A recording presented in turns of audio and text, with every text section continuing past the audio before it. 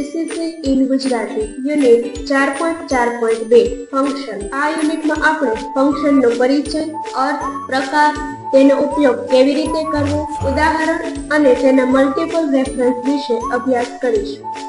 Function એ ચોક્કસ કાર્ય માટેનું પહેલું પગલું છે, જેનો ઉપયોગ સ્પ્રેડશીટમાં ડેટાની ગણતરી, આંકડાઓનું વિશ્લેષણ અને જાણકારીના સરવાળા માટે થાય છે। ફંક્શન સાથે તમે વિવિધ ગાણિતીય, આંકડાકીય અને ગાણિતિક કાર્ય કરવા માટે સરળતાથી ડેટાને સંચાલિત કરી શકો છો। ફંક્શન શું છે? ફંક્શન એ ગણતરીનો સિદ્ધાંત છે, જેને ચોક્કસ ઇનપુટના આધારે ચોક્કસ આઉટપુટ મેળવવા માટે ડિઝાઇન કરવામાં આવ્યા છે। ફંક્શનનું નામ તેમને પૂરી પાડવા માટેની ગણતરીઓ અને તેમાં સમાવિષ્ટ કોષોના સંદર્ભનો સમાવેશ થાય છે। એક ફંક્શનનું સામાન્ય માળખું function name argument 1, argument 2 function name ફંક્શનનું નામ જેમ કે સમ, એવરેજ, કાઉન્ટ વગેરે। આર્ગ્યુમેન્ટ ફંક્શન માટેના આવશ્યક આંકડાઓ જે કિંમતો, કોષો અથવા શ્રેણીઓ હોઈ શકે છે। ફંક્શનના પ્રકાર એક આંકડાકીય ફંક્શન સમ આ ફંક્શન ચોક્કસ કોષોની સંખ્યા ઉમેરે છે। ઉદાહરણ તરીકે sum a1 to a10 અહીં a1 થી a10 સુધીના કોષોનું ટોટલ મેળવી શકાય છે।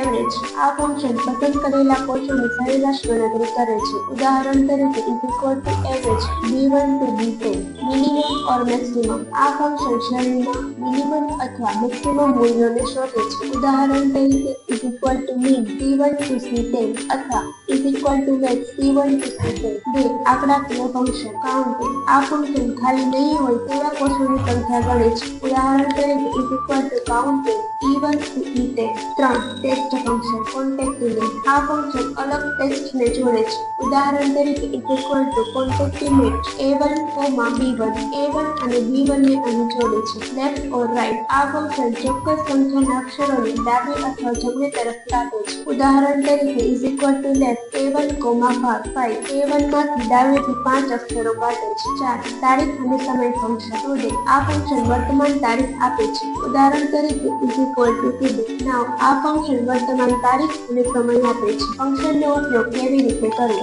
ફંક્શન દાખલ કરવાની પ્રક્રિયા એક કોષ પસંદ કરો જ્યાં તમારે ફંક્શનનું પરિણામ મેળવવું હોય તે કોષમાં ક્લિક કરો। બે ફંક્શન દાખલ કરો ચિહ્ન લખો અને પછી ફંક્શનનું નામ અને પછી ફંક્શનનું નામ ટાઈપ કરો જેમ કે sum a1 to a10 ત્રણ એન્ટર પ્રેસ કરો એન્ટર દબાવવાથી ફંક્શનનું પરિણામ કોષમાં દેખાશે। ફંક્શનનો અર્થ સમજવો ફંક્શનના પરિણામને સ્વીકારો અને તેની ખાતરી કરો કે તે યોગ્ય છે। જો પરિણામમાં ભૂલ હોય તો ફંક્શનને પુનઃલેખન કરો। ફંક્શનના ઉદાહરણ sum a1 to a5 અહીં a1 to a5 સુધીના કોષોના મૂલ્યોનો ટોટલ મેળવી શકાય છે। Average average b1 to b5 અહીં b1 થી b5 સુધીના કોષોના મૂલ્યોની સરેરાશ મેળવી શકાય છે। if c1 is greater than 100 ઊંચું, નીચું અહીં જો c1 100 કરતા વધારે હોય તો ઊંચું નહીતર નીચું એવું પરિણામ મળશે। ફંક્શન અને મલ્ટિપલ રેફરન્સ તમે એક ફંક્શનની અંદર બીજા ફંક્શનનો ઉપયોગ કરી શકો છો જે નેસ્ટેડ ફંક્શન તરીકે ઓળખાય છે। ઉદાહરણ તરીકે sum